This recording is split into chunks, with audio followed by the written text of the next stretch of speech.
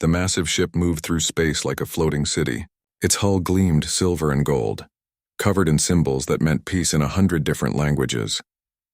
The Harmony's Edge was the pride of the Galactic Council, built to impress and inspire awe in any species that saw it.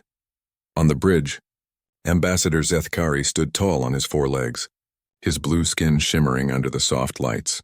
His large eyes watched the yellow star grow bigger on the main screen. Sol, the humans called it.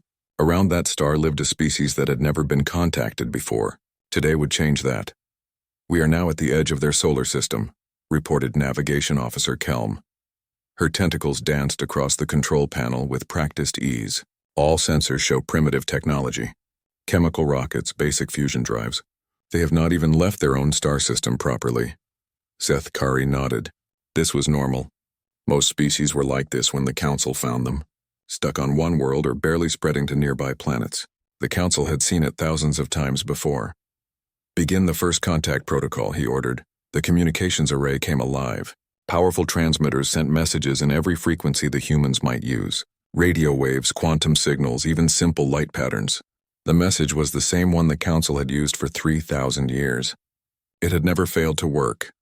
"Greetings, people of Earth," the message began. "We are the Galactic Council, representatives of 847 civilized worlds. We come in peace and friendship. We offer you membership in the greatest alliance the galaxy has ever known." The message continued for several minutes. It spoke of wonders beyond imagination. Advanced technology that could cure any disease. Ships that could travel between stars in days instead of centuries. Worlds of incredible beauty waiting to be explored. Knowledge gathered from 1,000,000 different cultures. All they had to do was say yes. Zethkari had given this speech personally to over 50 species. Some were scared at first. Others were excited. A few were suspicious. But in the end, they all said yes. How could they not? The Council offered everything a young species could want. Message sent on all frequencies, reported communications specialist Vorn. Now we wait for their reply.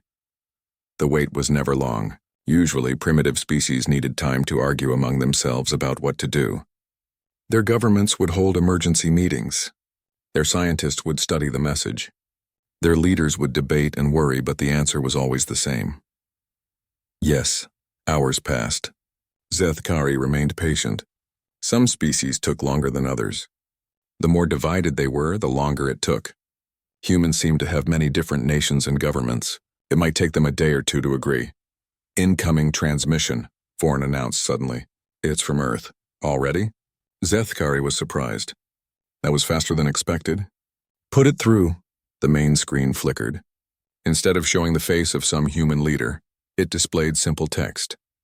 The words appeared in basic English, one of the human languages the Council's computers had learned by listening to their radio signals. "Thanks, but we're good." Silence filled the bridge. Every crew member stared at the screen. Zethkari read the message 3 times to make sure he understood it correctly. "Is that all?" he asked. Vorn checked his equipment. "That appears to be the complete message, sir." "Forwards."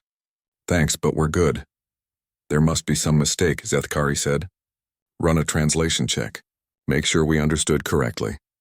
The ship's computers worked for several minutes. They analyzed the human language, checked against thousands of other alien tongues, and ran probability calculations.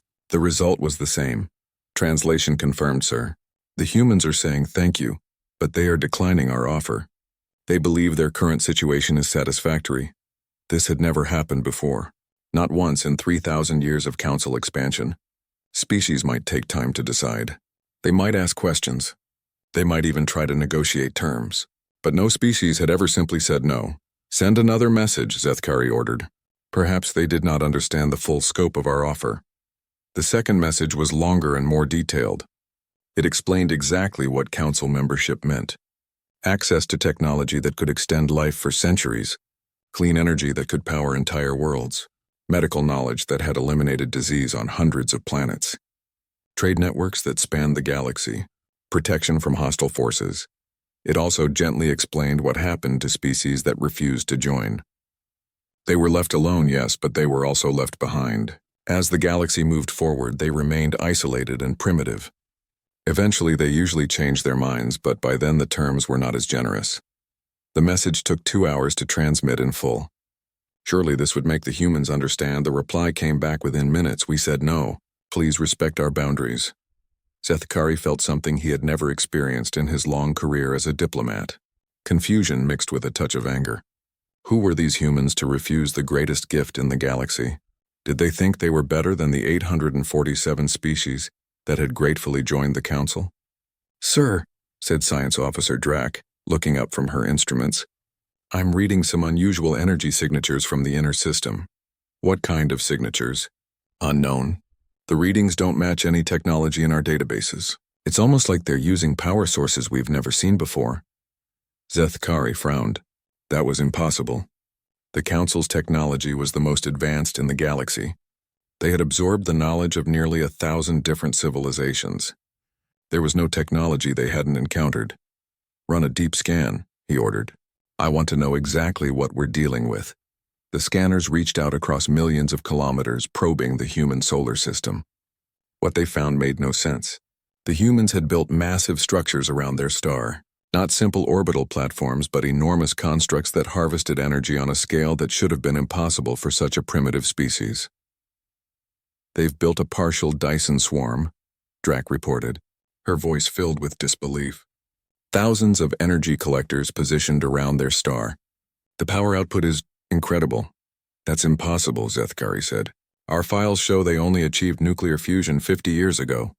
The readings don't lie, sir. They're generating more power than some council worlds produce." More reports came in. The humans had colonies on dozens of worlds and moons throughout their system. Their asteroid belt was filled with mining operations. Ships moved between the planets carrying cargo and passengers. It was a thriving interplanetary civilization, but it was all wrong.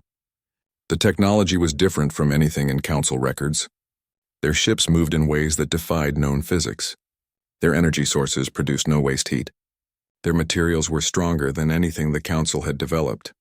"Send one more message," Zethkari said quietly. "Ask them why they refuse our offer." This time, the human response was longer. It came from someone identifying themselves as Secretary General Maria Santos of the United Earth Government. "Ambassador Zethkari, we appreciate your offer, but we have chosen our own path. We have studied the Galactic Council for many years. We know what membership requires. We know what happens to species that join. We have decided that independence serves us better than integration. We wish you well, but we ask that you respect our decision and leave our space." The bridge fell silent. Zethkari read the message again and again. The humans knew about the council? They had studied them for years? How was that possible? The council's first rule was that primitive species were not to be contacted until they were ready. No one was supposed to know about them until first contact. "How long have they been watching us?" he whispered. The question hung in the air like a challenge. For the first time in his career, Ambassador Zethkari was dealing with a species that had surprised him. The humans were not primitive, they were not helpless, and they were not interested in what the council had to offer. Outside the ship's viewports, the stars continued to shine. But for Zethkari, the universe suddenly felt much less certain than it had that morning. 3 months had passed since the humans first refused the council's offer. 3 months of watching, studying, and growing increasingly frustrated with what they saw. The council's patience was wearing thin. "They mock us," General Cord declared during the emergency military session. His scarred face was twisted with anger as he gestured at the holographic displays showing human activities. "Look at this. They're expanding faster than ever, building new colonies, launching ships deeper into space. They act like we don't exist." Admiral Thexos nodded agreement. Her species was known for their military expertise, and right now, her warrior instincts were screaming danger. "My analysis suggests they're testing us, seeing how far they can push before we respond. It's classic pre-war behavior." High Counselor Vextar studied the reports from his massive chair. The humans had indeed grown bolder. Their ships now ranged far beyond their solar system, exploring nearby stars and establishing outposts. They seemed completely unconcerned about council authority. "What did the psychological profiles suggest?" he asked. Dr. Yelinth's brain pulsed more rapidly than usual, a sign of stress among her species. "Humans respond to shows of force. Their entire history is built on conflict and dominance. They may not understand peaceful negotiation, Perhaps they interpret our patience as weakness. I agree, General Kor said firmly. Every species understands strength. We've been too gentle. Time for them to see what happens when primitive worlds defy the Council. Trade Minister Zolak raised several arms in concern, but their technology appears more advanced than we initially thought. A military confrontation could be costly. Admiral Thexos laughed, a harsh sound that echoed through the chamber. Costly? They have maybe a few hundred ships scattered across one solar system.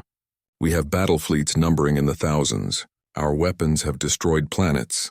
Our shields have withstood star-killing energies. No matter how advanced they think they are, numbers and experience matter. The Admiral is correct, General Kor agreed. Even if their individual ships are superior, they lack the numbers for a real fight. A show of overwhelming force should convince them to see reason. Vextar considered the options. The Council had rules about first contact situations, but those rules assumed cooperation. No one had ever written protocols for a species that simply refused to join. Very well, he decided. Prepare a demonstration fleet. 12 heavy cruisers should be sufficient. Position them at the edge of human space and deliver an ultimatum. Make it clear that continued defiance will have consequences. Within days, Battle Group 7 departed from the Council fleet base at Kepler Station. 12 massive warships, each the size of a small city, began the journey toward Sol. Admiral Texos commanded from her flagship, the Inevitable Victory, a dreadnought that had never lost a battle. The ships were impressive by any measure. Their hulls were made from quantum-bonded metals that could withstand tremendous punishment. Their weapons could crack moons. Their shields could deflect attacks that would vaporize lesser vessels. Each ship carried a crew of thousands and enough firepower to reduce a planet to rubble. Humans are about to learn why 847 species chose to join us willingly. Admiral Thexos told her officers as they approached the Kuiper Belt. No civilization can stand against Council might. The battle group took position exactly at the edge of human-claimed space. Long-range scanners showed human activity throughout the system, but no immediate military response. The Admiral wasn't surprised. Primitive species often needed time to understand the magnitude of what they faced. Transmit the ultimatum, she ordered. The message was simple and direct. Surrender immediately or face the consequences. The humans had 1 hour to respond with unconditional acceptance of Council membership. Any further delay would be interpreted as an act of war. The reply came back within minutes. A single word. No. Admiral Thexos felt her warrior blood rise. Power all weapons. Target their largest orbital facility. Prepare to demonstrate the price of defiance. But as her weapons officer began targeting procedures, something impossible happened. Alarms began sounding throughout the ship.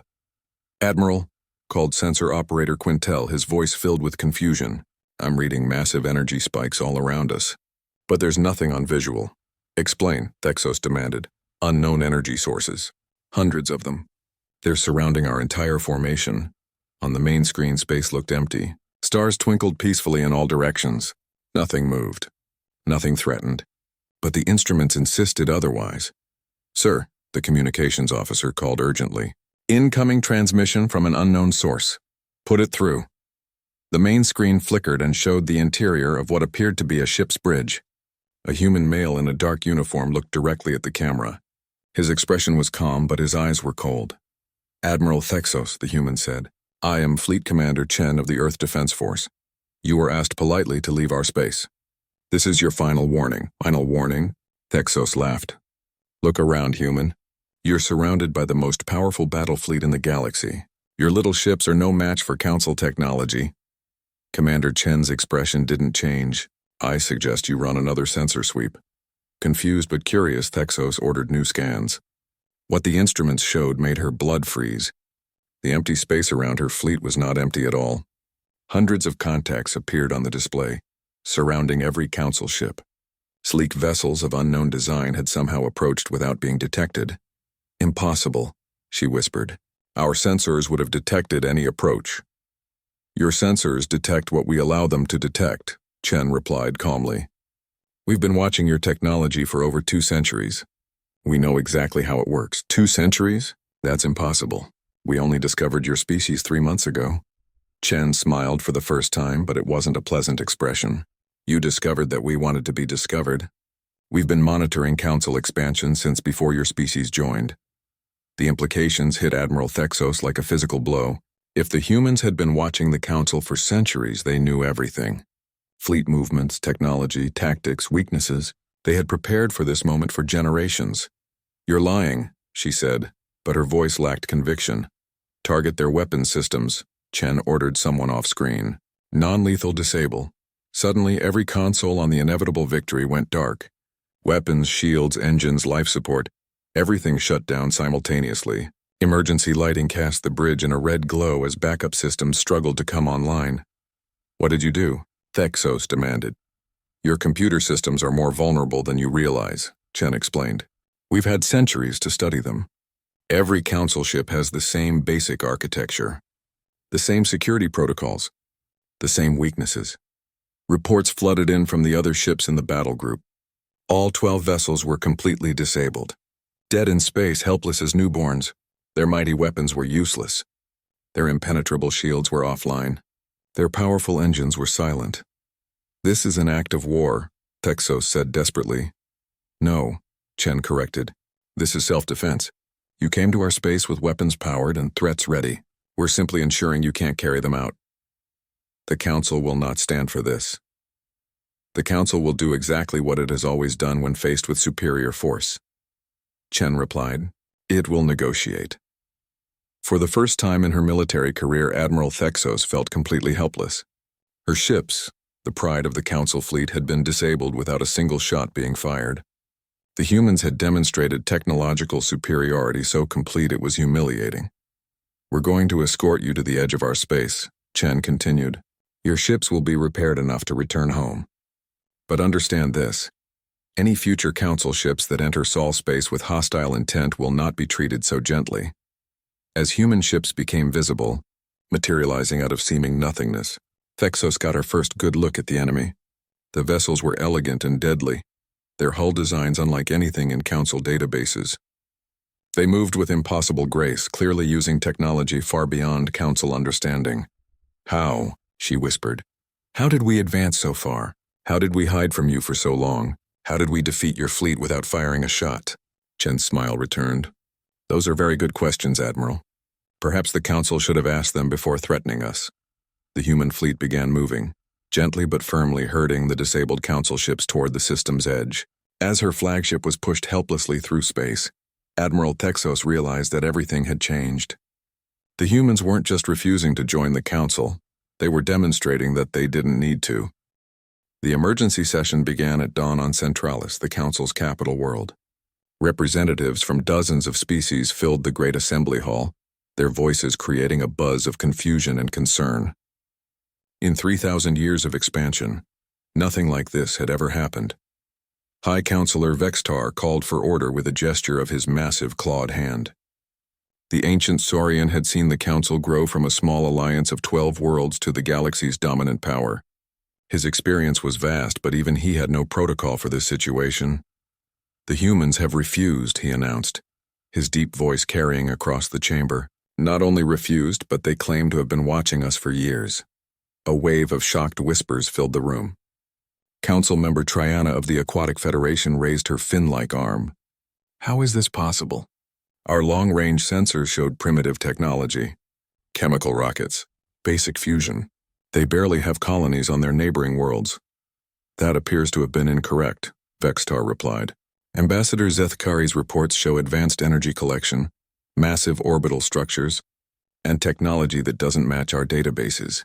From across the chamber, Military Advisor General Kor stood up. His red skin was marked with battle scars from a dozen campaigns. This could be a trick. Some advanced species might be protecting them, using them as a front. Possible, Vextar agreed. But who? We monitor all advanced civilizations in this galaxy. No one has the technology to hide from our sensors completely. Dr. Yelenthe, the Council's chief xenopsychologist, activated her hover chair and drifted to the center of the room. Her large brain pulsed gently behind transparent skin as she spoke. I have studied every known intelligent species. Never have we encountered one that refused membership when offered genuine benefits. Fear, yes. Suspicion, certainly. But outright refusal? It goes against every model we have of developing civilizations. Perhaps they don't understand the consequences, suggested Trade Minister Zolak. His multiple arms gestured expressively as he spoke. Species that remain outside the council fall behind. They miss out on technological advancement.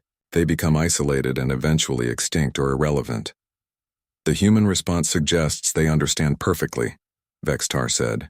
They claim to have studied us. They know what membership means. General Kor's eyes narrowed. Then they're either lying, or they think they can do better on their own. Both possibilities are dangerous.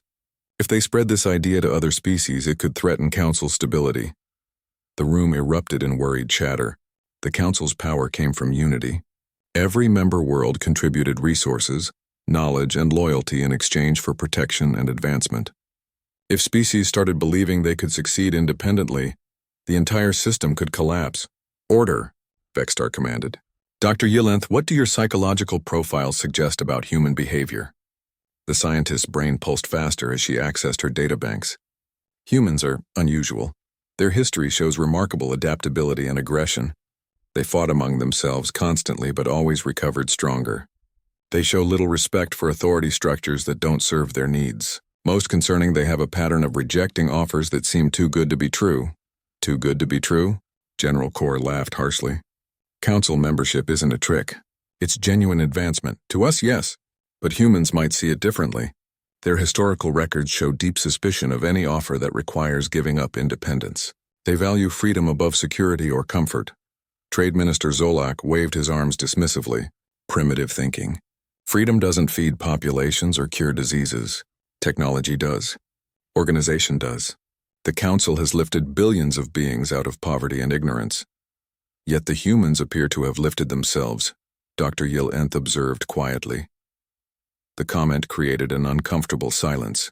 If the humans had truly developed advanced technology independently, it challenged the Council's basic assumption that primitive species needed guidance and protection. We need more information, Vextar decided. I'm ordering a full reconnaissance mission. Scout ships will observe human activities throughout their solar system. We need to understand what we're really dealing with. Over the following weeks, Council scout ships positioned themselves throughout the Sol system. What they found disturbed everyone who saw the reports. The humans hadn't just built a few orbital stations. They had transformed their entire solar system into a complex industrial network. Mercury hosted massive solar collectors that beamed energy to other worlds. Venus was being slowly terraformed by atmospheric processors that turned poison into breathable air.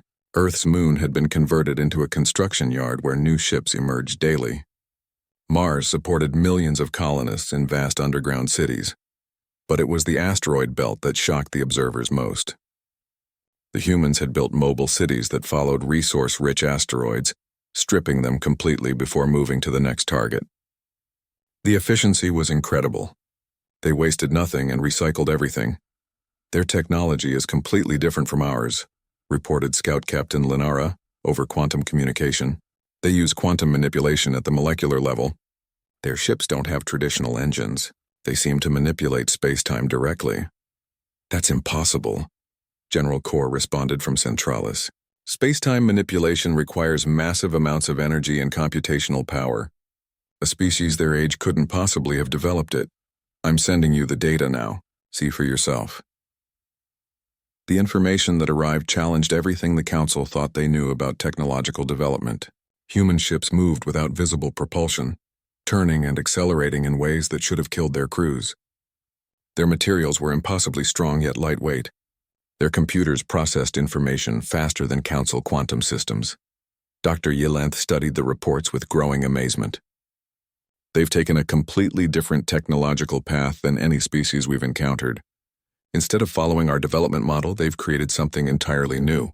But how? Demanded Trade Minister Zolak. Technological advancement requires accumulated knowledge from multiple species. No single world can develop everything independently. Apparently this one did, Dr. Yillenth replied. Look at their research methods.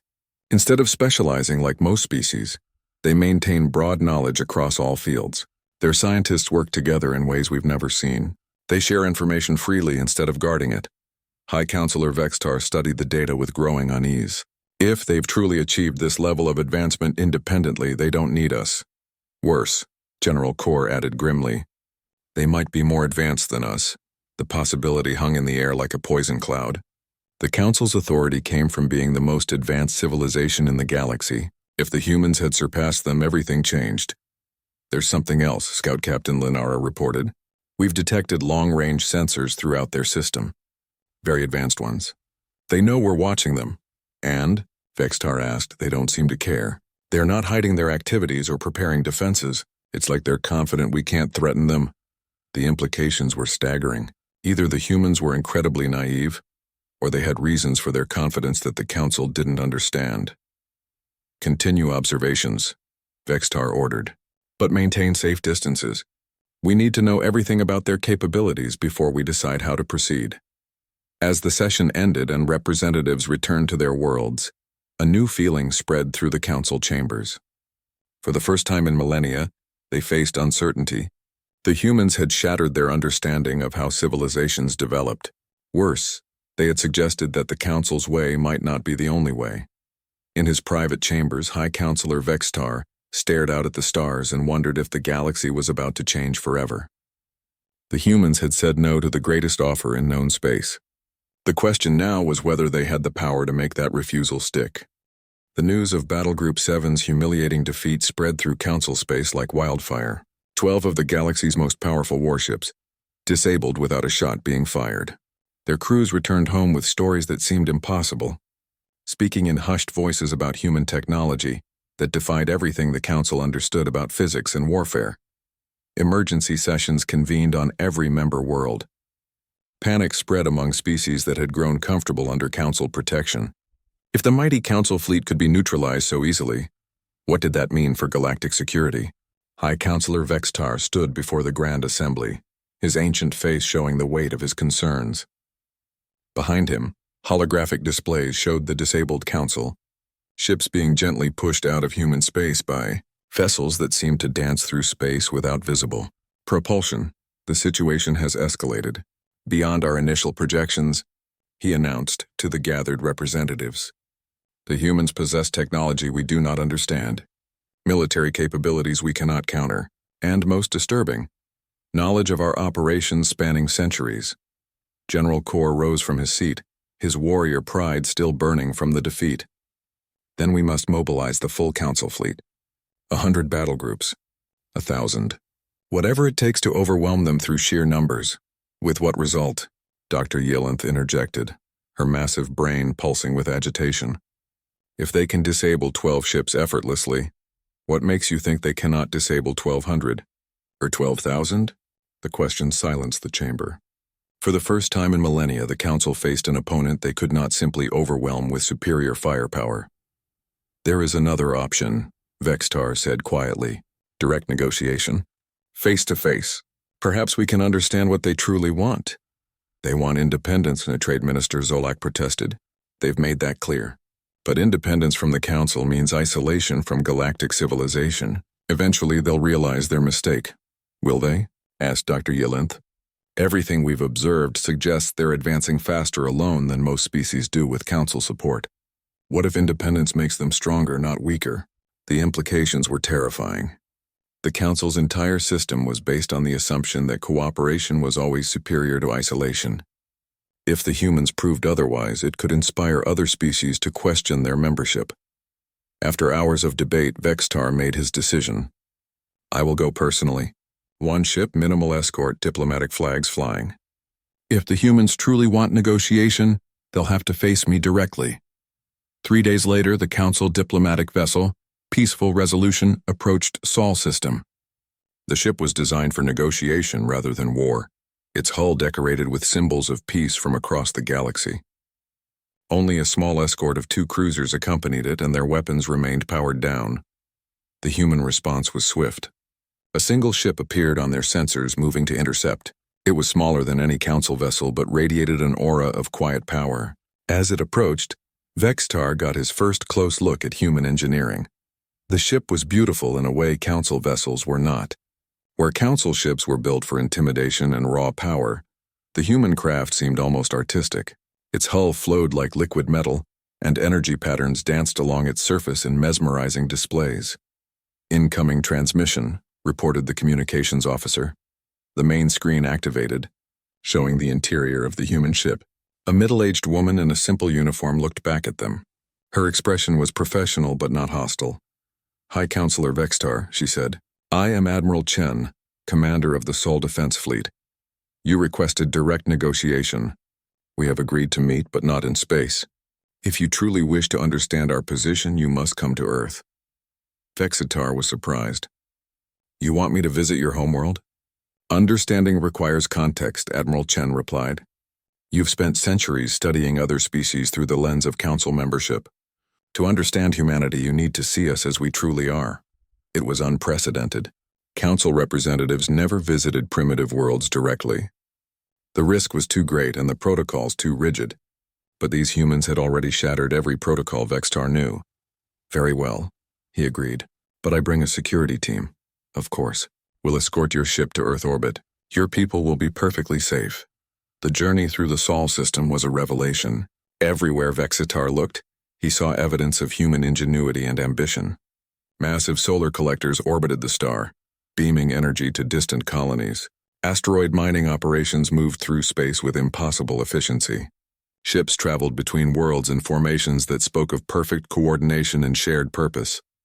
"They've built something extraordinary," murmured his aide, science advisor Koldan. "A truly unified star system. Most species take centuries to achieve this level of integration." Earth itself was a surprise. From space, it looked much like any inhabited world: cities, oceans, continents covered in green. But as they descended toward the surface, the differences became apparent. The cities were clean and efficient, integrated with natural landscapes rather than dominating them. The orbital elevators that connected surface to space were marvels of engineering that made Council technology look crude. They landed at what the humans called the United Earth Complex, a sprawling center of government and diplomacy built into a mountain range. The architecture was impressive but not boastful, functional yet beautiful. Everywhere Vexitar looked, he saw signs of a civilization that had learned to balance progress with wisdom. Fleet Admiral Chen met them personally at the landing pad. She was younger than Vextar had expected, perhaps 50 years old by human standards, but her eyes held depths that spoke of hard-won experience. "Welcome to Earth, Counselor," she said as they walked through gardens that somehow existed at high altitude. "I hope your visit will help both our peoples understand each other better." They entered a conference room with walls made of transparent metal that looked out over vast mountain ranges. Other humans were present: scientists, diplomats, military officers, but also artists, philosophers, and representatives from various human colonies throughout the system. "Before we begin," Admiral Chen said, "there's something you need to understand. Everything I'm about to tell you has been public knowledge among humans for over a century. We don't keep secrets from our own people about galactic politics." She activated a holographic display that showed the galaxy in 3 dimensions. Thousands of stars were marked with different colors and symbols. "We've been watching the Galactic Council since 2157, she began. "Not just monitoring your communications, but studying your expansion patterns, your technologies, your political systems." The display showed the Council's growth over time, spreading from star to star in a steady wave of integration. But it also showed something else: species that had vanished, their cultures absorbed into the Council collective. "You offer advancement and protection," Admiral Chen continued, "and you deliver both, but you also demand conformity. Every species that joins the Council eventually loses what made them unique. They become part of the galactic mainstream, contributing to the whole but sacrificing their individual identity." Vextar felt compelled to defend his people's legacy. Diversity is maintained. Each species retains their homeworld, their customs, their tourist attractions, interrupted Dr. Sarah Martinez, a human xenosociologist.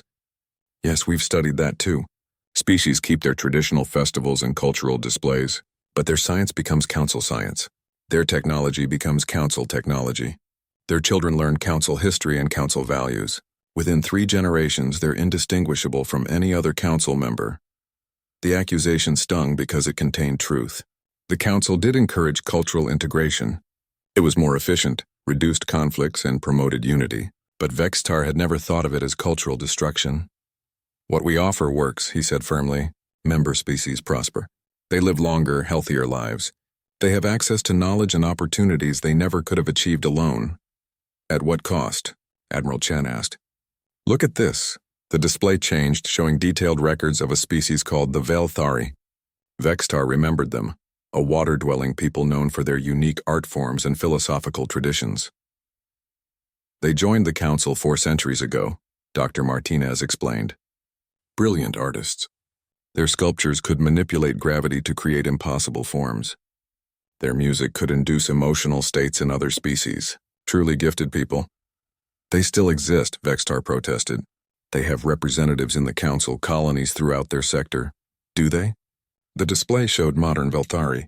They looked the same physically, but their art was different, simpler, more conventional. Council standard. Their children learn Council artistic techniques now, Dr. Martinez continued. More efficient, they were told. More marketable. The old ways were relegated to museums and cultural preserves. The Velthari still exist, but their uniqueness has been optimized away. Admiral Chen leaned forward. That's what you're really offering us, Counselor. Not partnership. Absorption. We would become another Council species, contributing our knowledge to your collective while losing everything that makes us human. Admiral Chen stood and walked to the transparent wall overlooking the mountains. The view was spectacular, but Vextar sensed she was gathering her thoughts for something important. For 200 years we've watched species join your council, she said quietly. We've seen their initial joy at receiving advanced technology. We've watched them prosper and grow, and we've seen them slowly lose themselves in the process. She turned back to face the council delegation, but we also noticed something else. Not every species was happy with the arrangement. The holographic display changed again, showing a star map with certain systems highlighted in different colors. Vextar recognized some of them. Council member worlds, all of them. The Keth Mori, Admiral Chen continued, pointing to a blue star. Brilliant engineers who revolutionized quantum mechanics before joining the Council. Their innovations were absorbed into Council technology, but their follow-up research was redirected toward more practical applications. Another star pulsed. The Zilnathi, master biologists who could communicate with any living creature. After joining, they were told such skills were inefficient compared to universal translators. More stars lit up across the display. The Mordeki, the Plextorians, the Yithkala, dozens of species with unique gifts that were slowly standardized away. Dr. Martinez stepped forward. About 50 years ago, we made contact with some of them. Not officially, of course. Small research groups, scientists who remembered the old ways, artists who still practiced traditional forms in secret. Vextar felt a chill run through his body. You've been in contact with Council citizens without authorization? We've been in contact with people who wanted to remember who they used to be, Admiral Chen corrected. And we learned something interesting. Many Council species aren't as satisfied as your reports suggest. The display zoomed in on specific worlds. Hidden research stations appeared marked with human symbols. Joint science projects, Dr. Martinez explained. Cultural exchange programs. Art collaborations, all conducted in secret because the Council discourages primitive influences. This is a violation of galactic law, Vextar said, but his voice lacked conviction. The evidence before him suggested the violations had been going on for decades. Your laws, Admiral Chen pointed out, not theirs, not ours. We never agreed to follow Council regulations. The implications were staggering. If the humans had been secretly working with dissatisfied Council members, building relationships and sharing technology, then they weren't isolated at all. They had allies throughout Council space. What do you want? Vextar asked finally. What is the point of all this? Admiral Chen returned to her seat. We want to offer an alternative. The display changed once more, showing a new star map. This one highlighted different systems. Some within Council space, some on the borders, some in unexplored regions. The Free Worlds Initiative, she announced. A coalition of species that choose independence over integration. Cooperation without absorption. Shared knowledge without cultural standardization. Dr. Park leaned forward. The principle is simple. Each species maintains complete autonomy over their own development. No central authority dictates research directions or cultural practices, but we share discoveries freely and provide mutual defense. It won't work, Vextar said immediately. Independent species can't coordinate effectively. They compete instead of cooperating. They waste resources on duplicate research. The council system exists because centralized authority is more efficient. More efficient at what? Asked Dr. Martinez. Creating conformity? Eliminating diversity? Yes, your system is very efficient at that. Admiral Chen activated another display. Let me show you something we've built. The image showed a massive space station unlike anything Vextar had ever seen. It was clearly built by multiple species working together. He could identify architectural elements from at least a dozen different cultures. But instead of clashing, they combined into something greater than the sum of its parts. Research Station Unity, Admiral Chen explained, built jointly by humans and 17 other species over the past 30 years. Each group contributed their best knowledge and techniques. The result advances everyone's understanding. 17 species. Vextar couldn't hide his shock. 17 species have been working with you illegally? 17 species have been working with us freely, she corrected. Scientists, artists, philosophers, and ordinary citizens who wanted to explore what cooperation without domination might look like. The station rotated slowly on the display, revealing gardens from a dozen worlds, laboratories using hybrid technologies, and art galleries that showcased the best of multiple cultures without homogenizing them. This is impossible, Vexitar whispered. Uncontrolled cooperation leads to chaos, conflicts of interest, cultural clashes. Sometimes, Dr. Park agreed, but we've learned to work through disagreements without abandoning our differences. It's messier than the council way, but it's also more creative. Admiral Chen stood again. Counselor, we're not trying to destroy what you've built. The council has brought peace and prosperity to billions of beings, but we believe there's room in the galaxy for more than one approach. She gestured to the star map showing the Free Worlds Initiative. Some species thrive under central authority. Others need independence to reach their full potential. Why not let each choose their own path? Because it threatens galactic stability, Vextar replied automatically. Multiple competing systems lead to conflict. Do they?